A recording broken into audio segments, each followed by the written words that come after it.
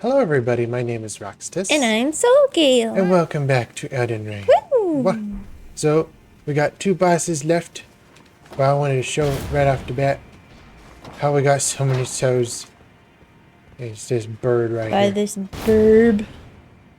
If I can shoot him. I shot him. He moves quite a bit. Bye, What? burb. Good. And the nice thing though is if you're going to reset and you're going back, this is easy to do. This ledge right here, aim right for this branch right here to the left. And you'll hit him every single time. There we go. But you can do this quite a few times, and this is quite a few souls. Like, you'll make bosses back very quickly, very easily. Oh, yeah. And this is a really good idea how to get all of your souls back. If you've lost a lot of souls from your boss, don't worry about it. Just come over here and grab all your souls back. So that is Palace Approach, Ledge Road. But you might not be able to get in that till later in the game. Yeah, And this is like a late game farm. Oh yeah, very late game farm. Then I wanted to show how to get that Haligtree Knight Set. Kind of annoying.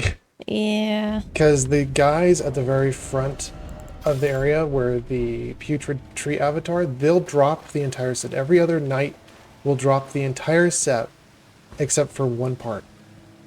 And that's the shield. So if you want to get the entire set, there's only one guy that actually drops the shield.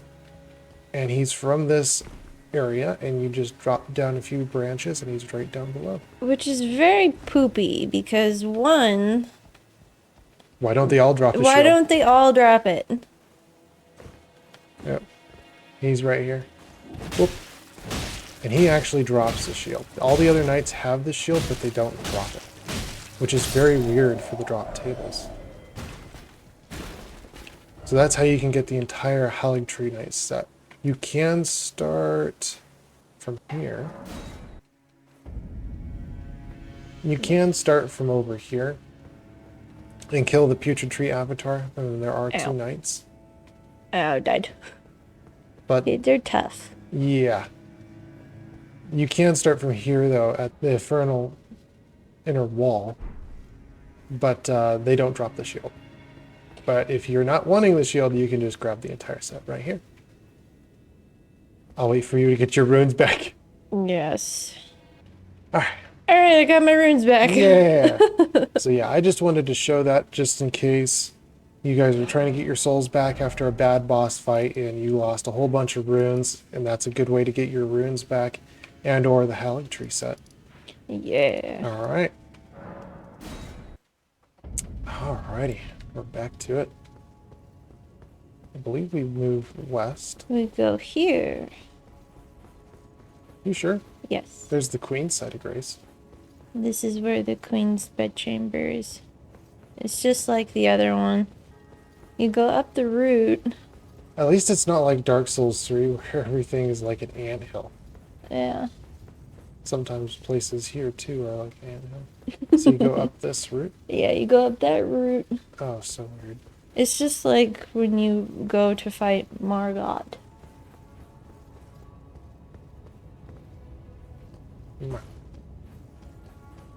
At least is there an assassin? I want to fight the assassin. No, there's no assassin. Yeah, you sure? It's over there. Yeah. How do you get up there though? I don't know. Can I shoot it down? We'll probably figure that out later. There is no assassin, so Ah, yeah. I'd want an assassin. That reminds me of those prayer dudes in Dark Souls 3. The little turtles guys. Yeah. What's this? Erdtree Hill. Alright. Anything interesting at this side of Grace? Don't know. No. No. Alright. Well, poo. So first up we got Godfrey. First Elden Lord. He's right up here. Where Margot was. I'm gonna do the statue. Stake of Miracle. Oh, down here. Yep. I'm gonna call it a statue because I can. It does look like a statue. Yes. Cutscene.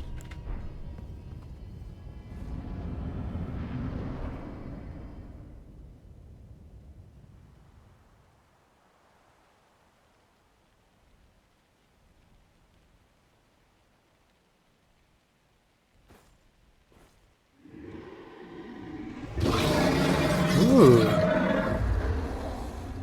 It's been a long while, Morgoth.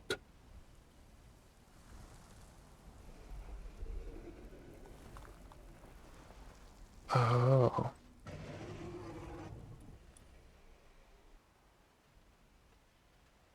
Long and hard didst thou fight. Tarnished warrior, spurned by the grace of gold.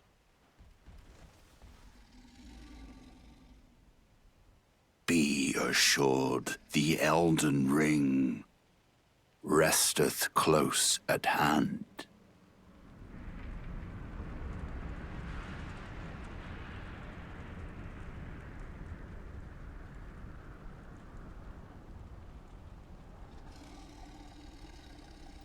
Alas, I am returned.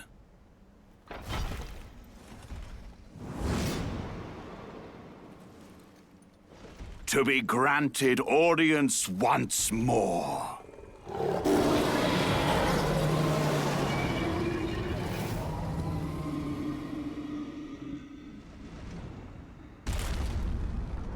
Upon my name as Godfrey, the first Elden Lord. That foot stomp Yeah. reminds me of a sumo wrestler. Okay, Godfrey.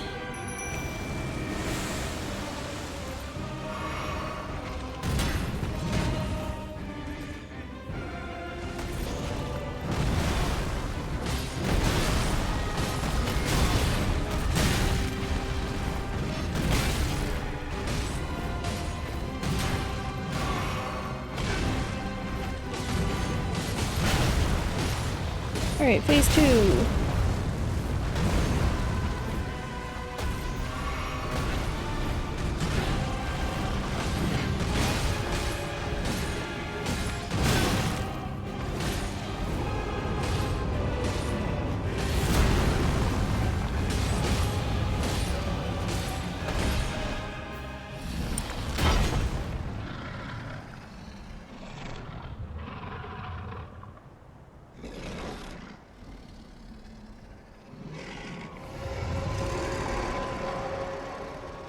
That He wished will the be nine back all. tonight.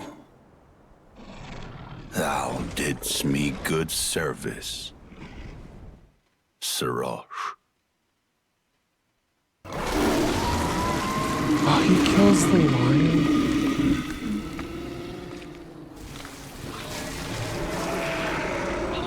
He kills the lion or not, but it looked like it. You're just cruel, man. Yeah.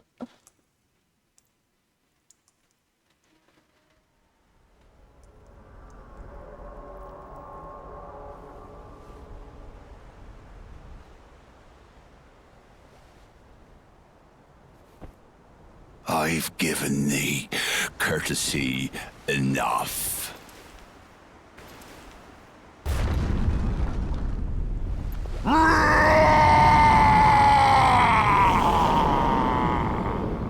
Okay. No, you're not gonna do that. I don't think so.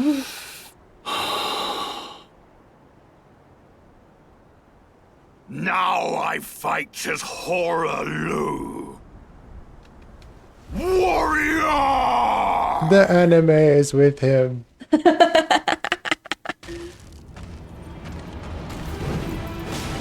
gonna do that. I'm going to heal.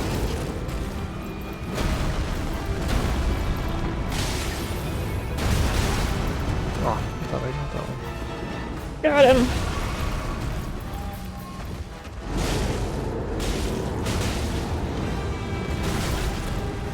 Remember.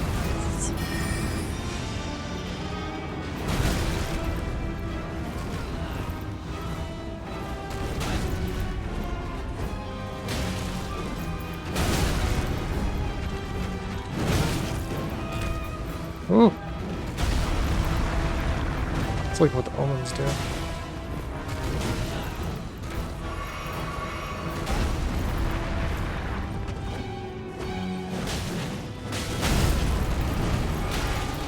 Brave. Yeah, you got Tarnished. him. He's not hard. Thy No. strength befits a crown. I get a crown. I get a crown. Remembrance. I'm gonna level up. And side of grace. And a set of great. Right. I'm gonna level up. I'm gonna level 2. Alright.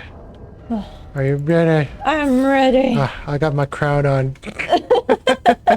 He said it befits a crown, so I got my crown Oh, on. you got your crown on. Alright, we got the Wait. Elden Beast. Wait, can I level up another time? Oh, I can. What? What? I'm I thought ready I to was go. ready.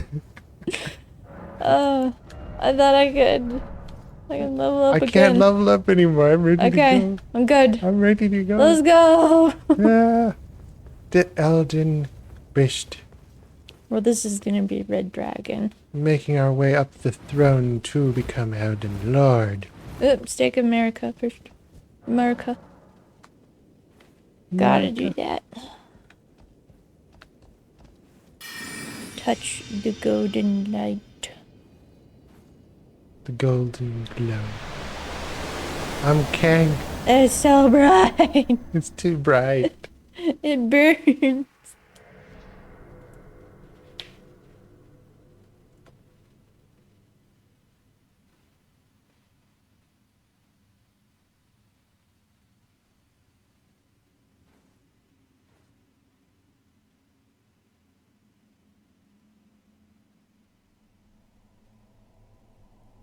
But you got ran through.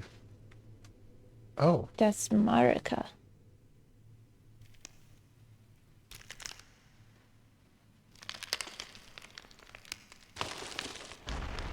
It looks like.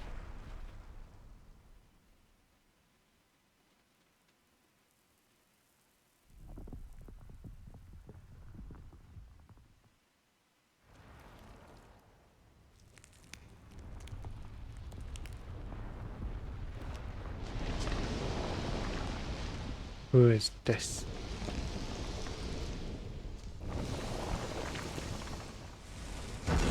Why are they both disheveled like that?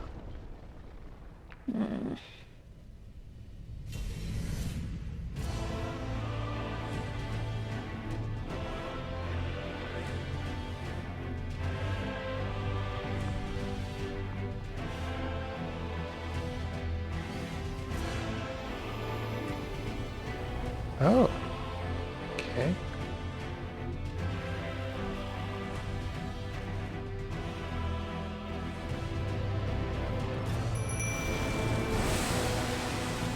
Ow. You hurt. Oh, okay.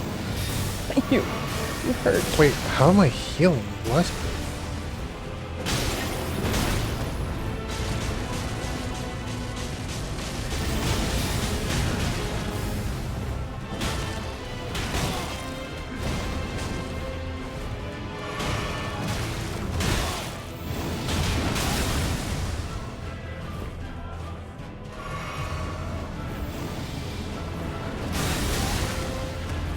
Well, it's the same move that he used.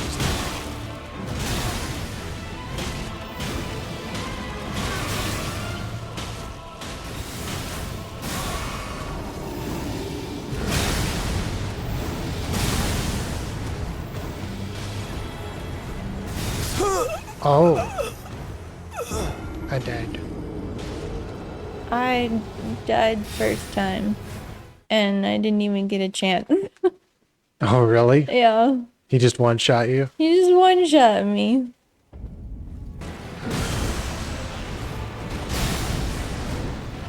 Ow. Oh, wonderful! They actually did that. Well, that was smart. Finally, someone with some brains. Okay, so he does switch targets. I just gotta watch for that. Okay. I got him.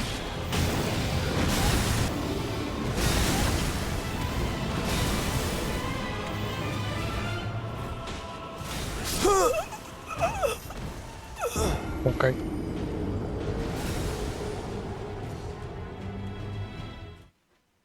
All his moves are very slow. Yeah.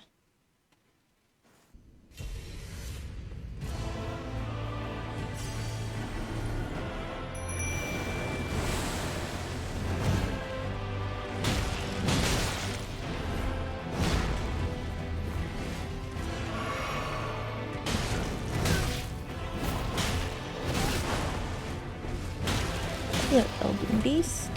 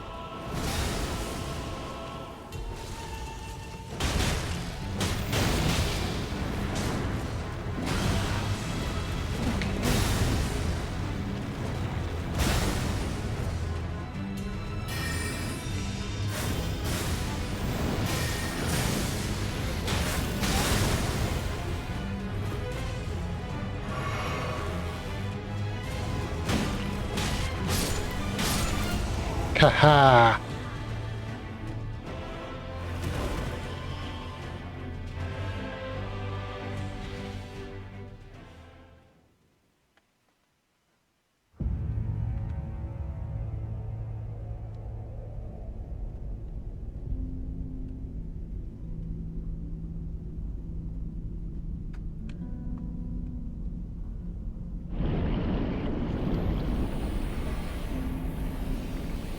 Well, who's this? The Elden Beast. Elden Beast.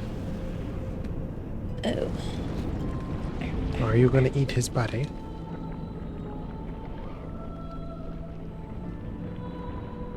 Well, first we were on a stone plateau, and now we're on a lake bed? Oh, okay.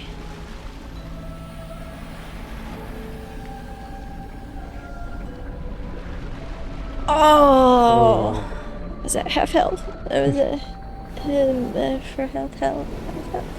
You got him down pretty good. Yeah. Oh, please don't tell me I have to do Red Dragon again. I might have to. Two-stage boss fight? Probably.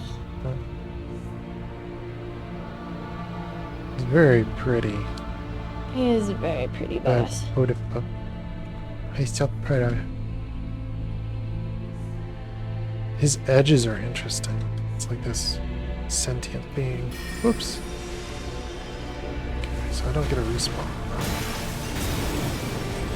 I do have to defeat him again. Okay.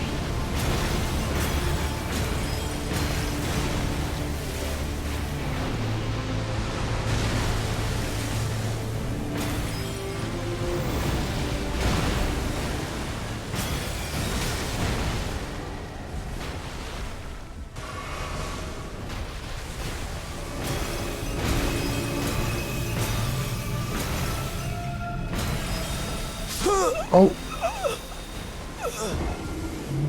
Whoa! He does a lot of damage. No, he one-shot me with that string. Oh. He did a whole bunch of light in one area, and it just completely one-shot me. I was like, what? Okay, I actually think that the Mimic should be only used for the second phase, because when we beat up the Elden Ring Beast, that'll be quicker than doing America. The America dude is Yeah. straight up the harder part of the fight.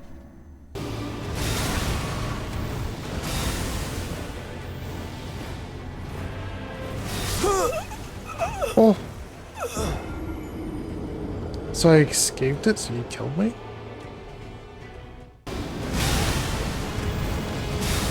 Oh, I almost had him again.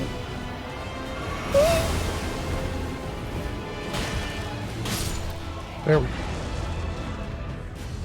That's a good start.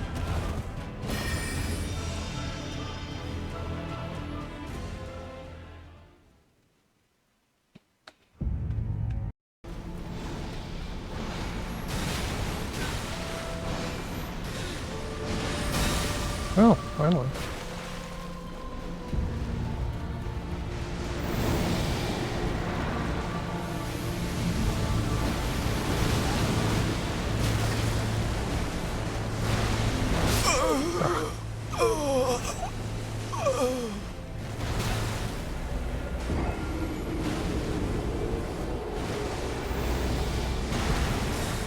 Okay. Elden Beast is a toughie. I had him down this close. He was pretty close. He was pretty close to dying. Yeah, I was pretty close as well.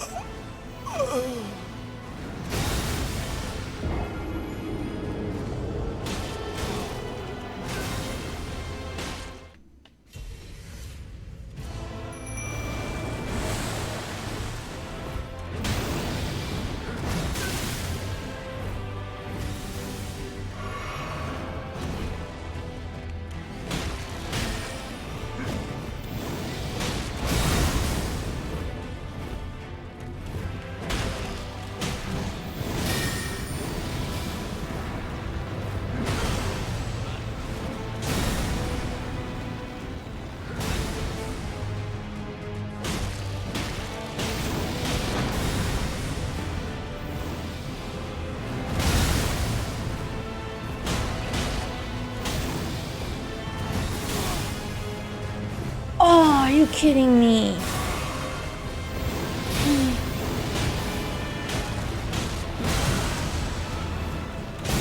Okay.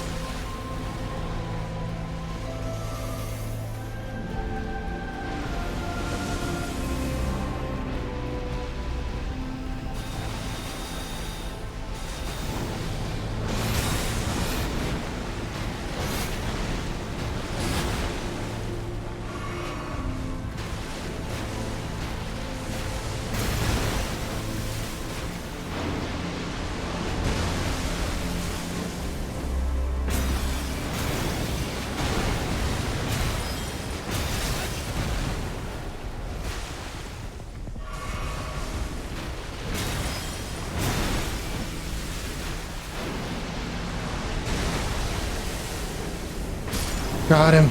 Oh, I'm still working on him. I know, melee is definitely more optional for this one. Oh. Optimal. Ooh! Yeah, oh, look at that prettiness.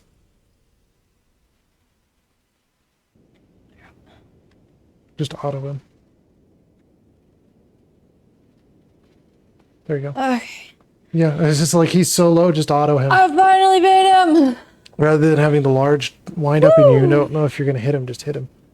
There we go. Elden Remembrance. I finally beat him. Oh my goodness.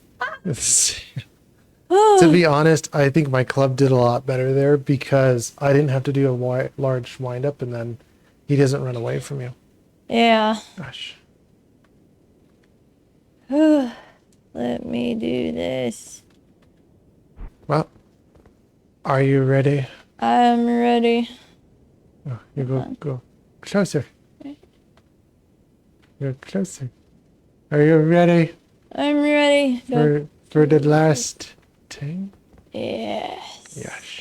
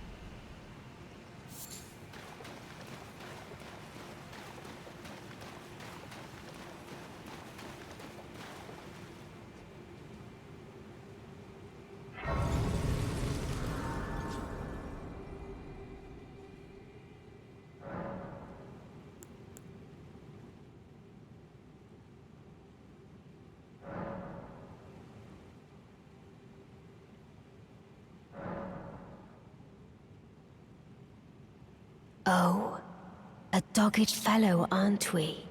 Or is it merely thy habit to talk to dolls? Fine. Fine. I hadn't expected any soul to recognize me in this guise. But now the cat is out the bag. I cannot allow thee thy freedoms. Perform for me a service as recompense. Eliminate the baleful shadows which prowl these lands. The name of Rani the Witch is already sullied by thee. I will not brook disobedience in this matter.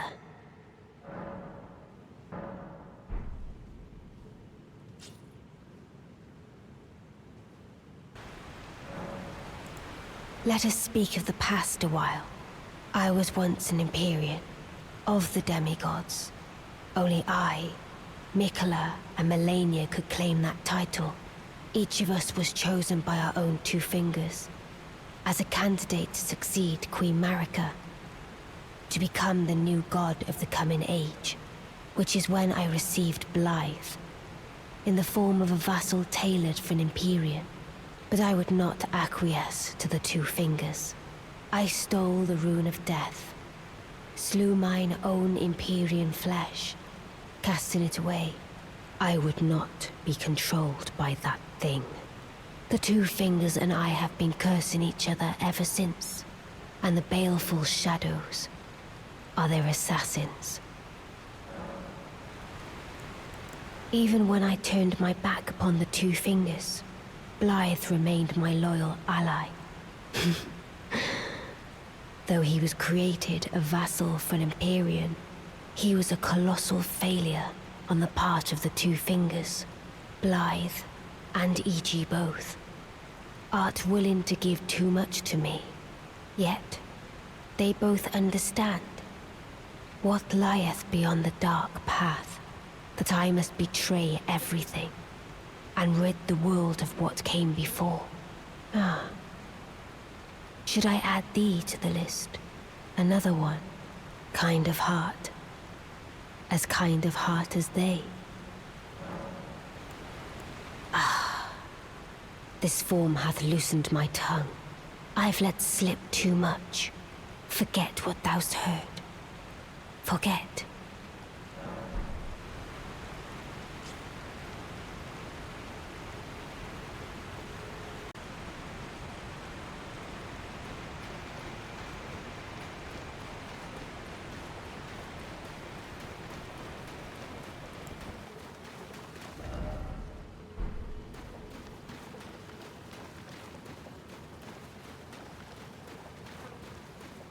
O Shadow, thou art the last.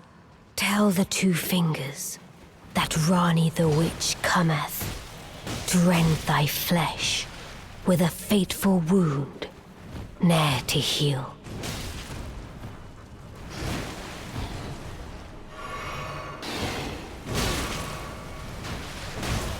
Beautifully fought. My thanks. 'Twas more of a challenge than I envisioned. Now I can finally stand before them. This is farewell, my dear. Tell Blythe and E.G. I love them.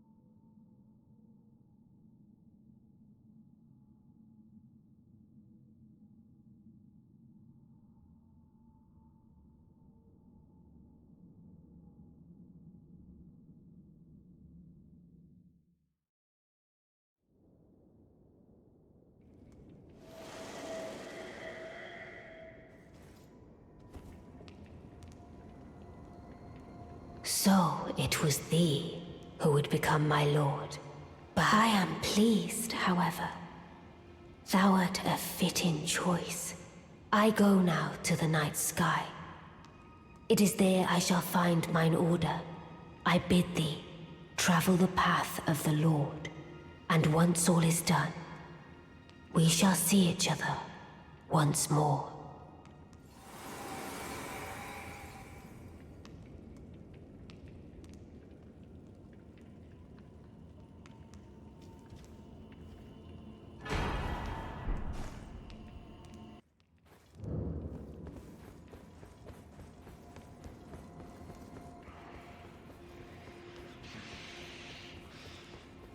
No. I'm part of her very being. I could never betray her. No matter what might happen. Ronnie. She needs me.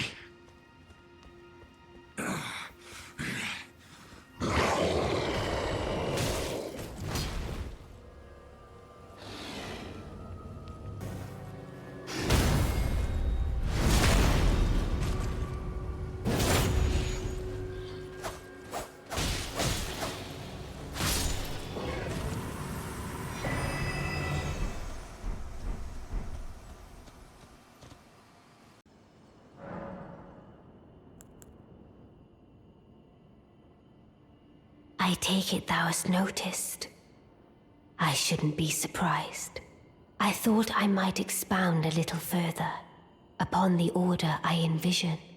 Mine will be an order not of gold, but the stars and moon of the chill night. I would keep them far from the earth beneath our feet. As it is now, life and souls and order are bound tightly together. But I would have them at a great remove, and have the certainties of sight, emotion, faith, and touch all become impossibilities, which is why I would abandon this soil with mine order. Wouldst thou come to me even now, my one and only lord?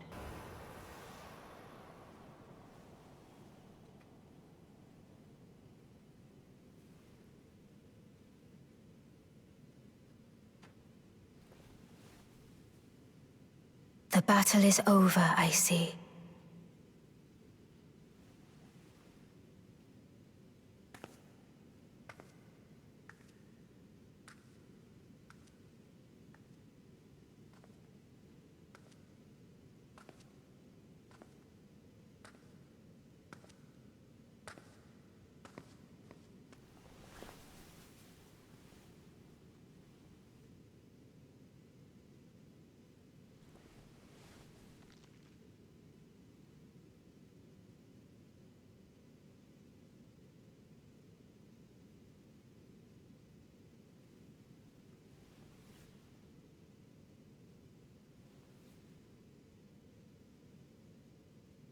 I do solemnly swear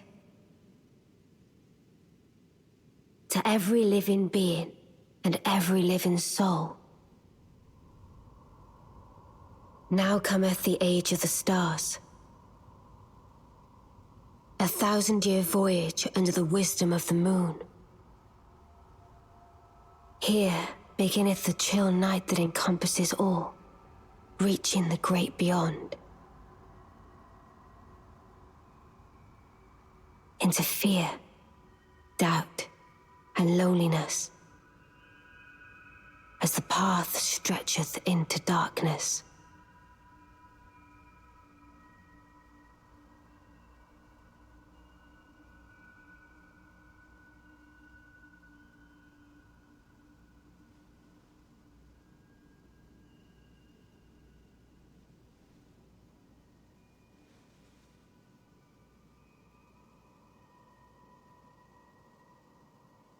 Let us go together.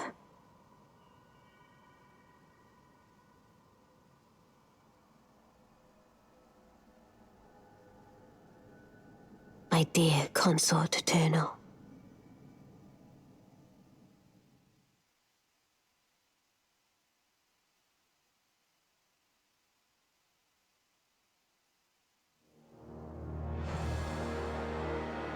That is Elden Ring. And that is Elden Ring. There you go. Ugh. Ah, that was good. Ish. Ish. Same thing with the end of Dark Souls 3 with the Golden Knights, though. We have those farms that you can go and do. But I don't know. I'd have to say better than Dark Souls 3 from Elden Ring. You have just the land, the environment, just to be able to go around, roam around with the horse and be able to just to go and explore. +2, the little puzzle rooms, the catacombs or the caves were pretty good-ish good. Yeah. I don't like Torrent. I don't like Torrent either. I sometimes like Torrent. It's just the parts that I don't like about Torrent is when you turn around, he likes to go off a cliff. Yeah, the turning, the maneuvering on the horse is awful.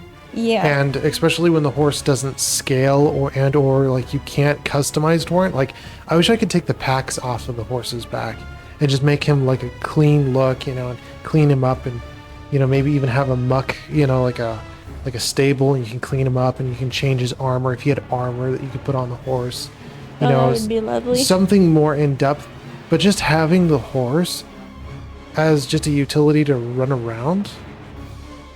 I wish they did a little bit more there with the horse. It's just kind of a love-hate relationship. You love it because he does move faster, but you hate him because it's something where even like I see the Phalanx on that horse with the spear, and it's like, why don't they make it so that, the horse, there's a combination that you can do with the horse, that you can just combo with the horse where even the Night Cavalry will have the horse butt you on the side. Why don't they have something more with the horse? And just to have the horse as just a transportation, that doesn't cut it. And +2, the horse is gonna die easier than the player most of the time. Yeah. Hello? The horse is bigger than me. Yeah. I find too with Dark Souls 3, even Elden Ring, why don't they have a quest line? Yeah. Like, I go through some of these quests and it's just like, okay, well, I don't know where to go next or what to do next. Could I review the last, dialogue that I had with someone about, what they were talking about or what was going on? And because you can't review that information, you don't know what was going on or what was told or what was said, and then you forget. Yeah. And then you have to go and look it up. It's like, put in a quest log, put in something so that you can remember where you were at within a quest and go back through it and go, hey, I was at this point. Oh, they said this about that. Oh, now I need to go and do this now. Okay, well, that makes sense now. Rather than getting lost halfway through the quest and going, what was I doing? But yeah. I especially within the Crumbling Farmazola, though, the area, the entire area, I was looking at it and I was like, it's like getting over it or only up, those two games. It really felt like that too, going through the area. Just, it gave that feel for it. Like you were saying, though, earlier throughout the playthrough, to have like a miner hat instead of like a torch, just having like a miner's hat where you have a flashlight on your head, that would be a pretty cool put in there. Instead of a dinky lantern that doesn't give a lot of light. Oh, yeah. But one thing that really hit me, though, from Dark Souls 3 to Elden Ring, and I'll probably put this footage in here, is when you're moving around, whether it be your rolls or your movement from Dark Souls 3 to Elden Ring, you have much better kiting within Dark Souls 3 than Elden Ring. Because when you're rolling, your rolls are more responsive. They're more fluid and fast versus slow and sluggish with Elden Ring. Because when you're rolling within Dark Souls 3, each roll goes further. And even just plain out running goes faster and goes further than in Elden Ring. Elden Ring, it's so much more slow. It's so much more sluggish than Dark Souls 3. It's blatantly, obviously. I had to open up Dark Souls 3 to go back through the rolls again, and I was like, this is obvious. The rolls are way better in Dark Souls 3 than even Elden Ring. Yeah. But yeah. So going back through the game, kind of going through some of the better bosses. I put in some notes way earlier, and I think I did better later with the notes, but bosses need to include some function or technique or some level of skill to defeat. So like the Sergeant and within Warframe, you just walk in the room, like I've said before, and you take the hammer, you just whop him over the head, he's dead within one hit. That's to the point of no skill. And what is a good boss? How do you make a good boss? Well, some of the best bosses within Elden Ring, I'd have to say, starting from the best ones, kind of going down the list, is the Bleast Clergyman, Makalith, the Black Blade. That was a good fight. The Crucible Knights, every single Crucible Knight in this game is a very good, well-made boss. The big problem is they're so copied and pasted that the significance of the Crucible Knight just gets kind of watered down over time. But I really like the Crucible Knights because if you are using parrying, it is so effective and it's very easy to get the timing down for any of the Crucible Knights. The harder variant of this is the Bell-Bearing Hunters. You can use parrying on the Bell-Bearing Hunters. It is harder, but it's still enjoyable. It's still doable. The Erdtree Burial Watchdog, same thing there again, is just the timing's pretty easy to get down. It's very easy to go through.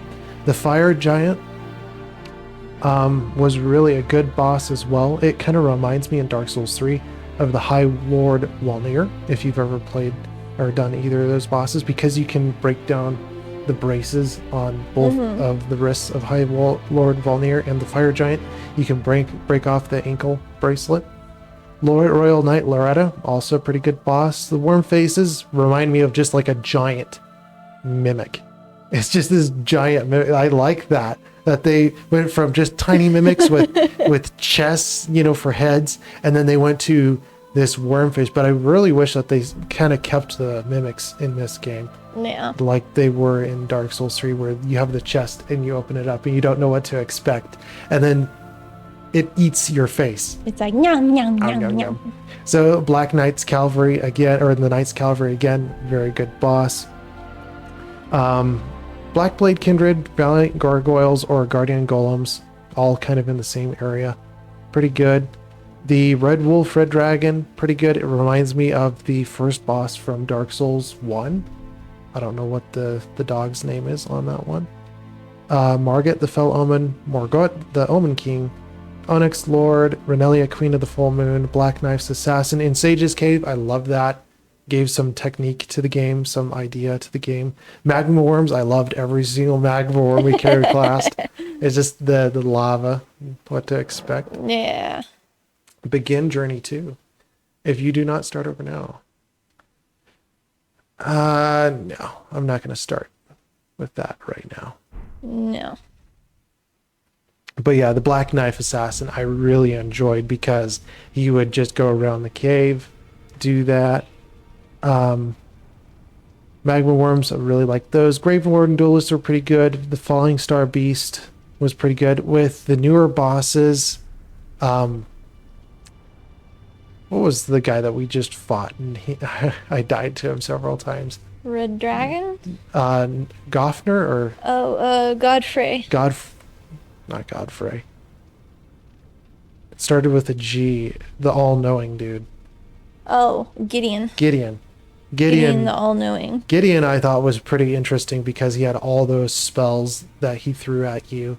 Yeah. Which was pretty interesting. The Elden Beast was also a pretty good one as well. Same thing with the Red Dragon of the Golden Order, whatever his name was. He was also pretty good as well. I would have to go back though, and this is where I get a little more detailed. The worst bosses. Bosses are dependent on how well they are made based upon how hard they are to beat, which is dependent on skill, a mechanic, or a technique. And the worst ones is in this category is number one is Melina, Blade of Makilla. And why is she? It's basically the same thing as Mega Man, Legend 64, Juno. If you've ever fought that boss, it's just to the point where it's not skill based anymore. It's just how hard can we make this boss? How difficult? How obscenely difficult can we make the boss? Instead of basing it off of like a Crucible Knight, or something with some technique or skill to beating the boss, like even the bell-bearing knights I thought were really good. Bell-bearing hunters were pretty good. Yeah. But having to switch it up, and I kind of see the same thing with the Dark Eater Mitter within Dark Souls 3 to Pestilent Mist, where you have to respec or do something particular to get a better win rate against something.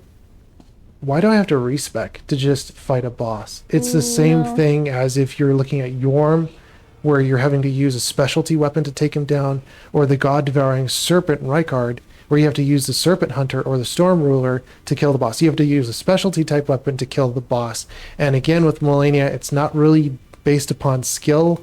It's more based upon build. And if you can build like what you did, you killed her within the first try. I killed her within the first try. So just making it hard enough to the point where it's just a meta of, hey, let's just build this way and you can kill her easy enough. That's not skill based. No. That's meta based. And I just don't like that. It's just to the point it's a bad boss. Astriel, Star of Darkness. This one I had some thoughts on, and I'll give this here and now. It's not a very well done boss. It's half done. It's not fully flushed out. I wish you could break the limbs off of the boss and have something more to do with the boss.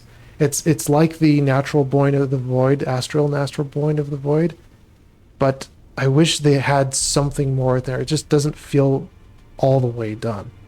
No. So yeah, God-devouring Serpent Rykard. Same thing with Wyrm the Giant, having to use a specialty type weapon. Dragon Lord Phalanx was 50-50. It's pretty good, pretty bad. I actually like the Dragon Lord Phalanx because you had that time to jump where he came down with that strike, and you have to jump over it, otherwise he'll one-shot you. Mm-hmm. That was actually pretty interesting. Mad Pumpkinheads, Commander O'Neill, Misbegotten Crusader, all pretty good bosses, pretty bad bosses. It's a 50-50 shot there. Best overall bosses. Best overall bosses of Elden Ring or Dark Souls 3. If you're looking at Elden Ring, nothing more than what I've said already about the bosses. Probably the best boss is that I've seen in this game are going to be either the Black Blade or the Bell-bearing Hunters in terms of skill. If you're looking at Dark Souls 3, though, these are the best bosses starting at number 1. Whether it's Dark Souls 3 or Elden Ring, number 1 would be Champion Gundyr. Out of both games, Champion Gundyr takes the number 1. I would quote-unquote say it as a better version of Melina. It's the point of dying. If you're going into the boss room and you're going to die several times over, and you're going to, every time that you die, you're going to learn something new about the boss, or you're going to learn a different way to actually dodge something, or, the point of learning is the point of dying. Yeah. Champion Gundyr is just a better version of Melina because everything is dodgeable. Everything is doable. It's to the point where it's not, like Melina, she'll hit you with the waterfall dance, and it's just something that's almost near inescapable. If you get hit with one thing, you're almost pretty much dead, And with Champion Gundyr, it's just a better fair play boss where if you get hit with something, yeah, you'll get hit with some damage, but you're going to be able to jump out of those attacks. It's more viable to do so, and it's more skill based where it is more so you being able to jump out of the boss. And I believe even when you went up against that boss, you're like, this is really, really hard. Yeah. And for me, it was really enjoyable. So next one on the list, though, is Abyss Watchers 2. Abyss Watchers was a really good boss fight. Really enjoyed that one. Same thing with Lothric Princes, the younger prince and the older prince. Those were very good bosses. Pontiff Sullivan was also a really good boss. Oh, yeah. And Deacons of the Deep. And Deacons of the Deep is actually probably better than the Commander Nell in the Castle Soul.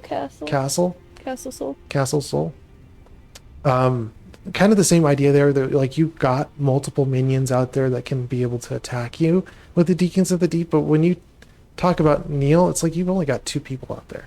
I really like the crowded Deacons of the Deep where it's like, oh, they keep on respawning, and that just, they put a little bit more into those boss fights in Dark Souls 3 than ever I've seen in Elden Ring, which is interesting. Yeah. Again, Crucible Knights, Bell-Bearing Hunters, Makalith, Blackblade Knights, Cavalry, all good bosses. Margit the Fell Omen, one of the first bosses that you get in the game. Very good boss. Descending down the list, Morgott the Fell Omen, or the Omen King. And then the one thing that I keep on coming back to, and I'll have to come back to again, is the Nameless King when you get the King of the Storm. How big the boss is. It's the same thing as the Fire Giant. The Fire Giant wasn't as bad because you're able to see his toes. You're able to see the fight, and it's like, okay, well, that's not as bad. But the Nameless King was really obscene because the camera just does not pan out. You can't see the boss. You can't see anything that's happening. It's like if someone put a blindfold over you and you're trying to fight the Nameless King, but you're blindfolded. You have no idea what to expect because you can't see it. No. You know, so like with that boss, again, it's just a complete negative where the camera doesn't pan out, where you can't see what's actually happening. And that's only in Dark Souls 3. Other than that, pretty much all the bosses in Dark Souls 3 triumph and are actually way better in design-wise and technique build than Elden Ring. And that alongside with movement and being able to, like I said too, with rolling and running within Dark Souls 3. Dark Souls 3 did a better job with the kiting, being able to roll, being able to run, and the same thing with the bosses in Dark Souls 3 than Elden Ring. Elden Ring, beautiful game. I love the environment. Everything's very beautiful, but if you go down to the mechanic, to the skill, to the function of all the bosses and versus Dark Souls 3, Elden Ring is all just feels very copy paste across the board. There's nothing really that they took time on. It doesn't feel like they really fully flushed out the game. When you go over to Dark Souls 3, every boss feels unique. Every boss has been taking the time to go through, even the Crystal Sage. Yeah. Every single boss, even the Crystal Sage, felt very well flushed out, felt very well done. And if I were to be like, hey, would I rather have one game or the other? You know, if I had either Elden Ring or Dark Souls 3, Dark Souls 3 would be the winner. Dark Souls 3 would actually take the win. I don't know how many times I've seen on either TikTok or YouTube, and you've got this, you know, there's 3 people inside this subway train station, and they get on board, you know, and like there's a beatdown happening, and Elden Ring comes in the room, and everyone else is in fear of Elden Ring, and it's like not really the case. If it was actually true, it would be Dark Souls 3 probably walking in that subway station being all buff and all mean. It's like, yeah, most of the bosses in Dark Souls 3, I gotta hand it to Dark Souls 3, was much better done, was much better well made. I wouldn't say in terms of graphics or how beautiful the environment is, but in overall just gameplay and the actual function of the gameplay, Dark Souls 3 did a better job. Oh, and probably my favorite boss out of all of them, Fia. Yeah. I didn't even mention it in the list, but I was like, Fia, just how hard she is. You know, even to that point, like she was actually almost like a Melina in her own right. Sister Frida? Frida, yeah. Yeah. Yeah. She was a pain. But like if I had to pick my favorite boss, like Dark Eater, like you have to use a specialty tool to actually kill him, which is the Pestilent Mist. Yeah. I liked the aspect of Fia because, you know, it was hard. It wasn't to the point where it was easy like Gundyr. You know, it was hard, but it was doable. You just have to, I guess, have some RNG with that too. But yeah. Yeah. If I was just picking off of difficulty and just being a difficult boss to beat, yeah, Melina hits number 1, Fia probably number 2, and then, you know, you could go down the list from there. But if I'm taking off the best boss in skill and or design, I'm going to start off with Champion Gundyr and go to Abyss Watchers. Lothric Princes were really fun. Pontiff Sullivan was really hard. He was hard. So yeah. Whoa. All right. So yeah, like this is pretty, but rules to me are more to your benefit, and I don't know why Elden Ring didn't do the same thing with the rolls that they did within Dark Souls 3, especially with the distance that you go with the rolls Yeah. and everything. But to reiterate, though, with playing Elden Ring and or Dark Souls 3, like, I played Dark Souls 3 the first time, and I got up to the Elden brothers, the Prince Lothric and the younger prince, older prince. Mm-hmm.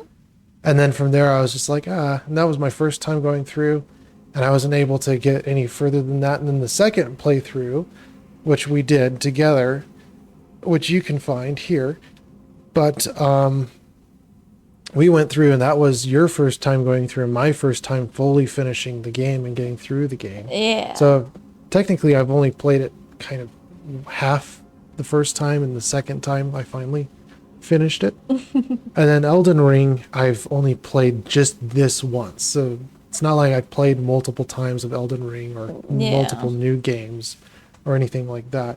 So I hope this comes from unbiased, but Dark Souls does, to me, like, it has a little bit more of a spot in my heart than Elden Ring. Elden Ring was just meh. It wasn't as cracked up as I thought it would be. I thought it would be a little more, especially when we got to Melina. I was just sorely disappointed in Melina. I thought Melina would actually be a challenge and something that you could actually look forward to, but then I got into the boss and I was like, this isn't even a challenge. This is just difficult. There's no point to it, you know. Yeah. It's just like something being difficult for being difficult. There's no reason for it to be difficult, but it's just difficult. You know, it's like you have a child and they're just being difficult. There's no point or rhyme or reason behind it. It's just a child, you know. But yeah. And then Elden Ring is the most visually appeasing. Like, this is the best visually appeasing place that I came into the game. Yeah. First walked into this, and this is a magma area, and I love the magma worms because they're a pretty fun boss. But I was like awestruck. This is beautiful, and just the architecture, everything put into this one area in the game. Yeah. And you can't go up there. No. I was like, I wanted to jump up there. I want to go and explore beautiful areas like this and be able to enjoy more of this beautiful area. And I'm not. No. And it's just kind of like, okay, well, the first area of the game is like the most beautiful area in the game. And then beyond the first point of the game, everything else is like rubbish in terms of visual effects. Just the east area on the map, the lakes area is just water, you know. The Weeping Peninsula is actually kind of pretty, I guess, in that fact, but not as much as just the starting area of the game. The starting area of the game was very beautiful. Altus, not so much. Same thing with the volcano area. The snowfield, if you like snow, that's pretty, but still, for me, like, the green areas of the game, especially within the starting area and the magma worm, right here in the magma worm maker, this is the most visually appeasing place in the entire game. And I would rather enjoy playing Warframe with how beautiful everything is in Warframe, even at Earth or even on Eidolon. I don't think it hits the same level as this scene right here, or even the first area of the game. But just to be able to see something beautiful, I shouldn't have to work so hard and to, you know, go through so many trials and through a ridiculous game to be able to see something pretty. Yeah. I wish they, like, it seems like they took a lot of work and a lot of time to make this as beautiful as it is, but they didn't take the rest of the time to make the rest of the game as beautiful. So, yeah. Well, is that all the time we have for this episode? Unfortunately, yes. And we will see you guys in a new game in the very next episode. Bye. Bye-bye. Bye-bye.